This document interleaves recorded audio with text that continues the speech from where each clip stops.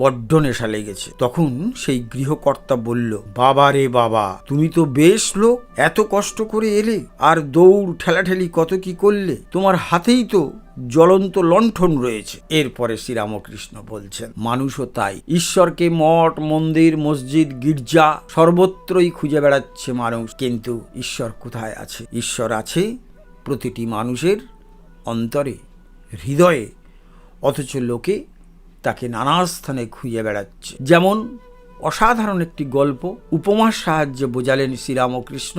ওই ব্যক্তি তামাক খাবে, টিকে ধরাবে, আগুন খুঁজে পাচ্ছে না। সে একটা হ্যারিকেন হাতে নিয়ে রাতের অন্ধকারে অন্য আরেকজনের বাড়ি গিয়েছে আগুনের খোঁজে, অথচ তার হাতে যে হারিকেন রয়েছে সেই হারিকেনের মধ্যেই আগুন রয়েছে।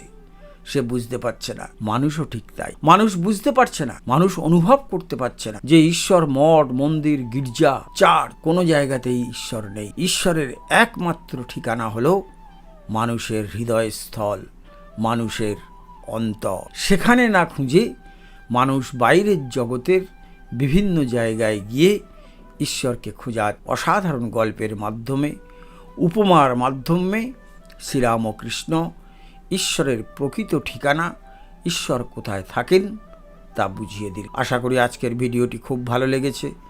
যদি ভালো লেগে থাকে তাহলে প্রতিদিনের মতো প্রচুর পরিমাণে শেয়ার করবেন, লাইক করবেন এবং খুব ভালো ভালো কমেন্টস করুন। আরেকটি ছোট্ট অনুরোধ জানিয়ে আজকের আলোচনা শেষ করব।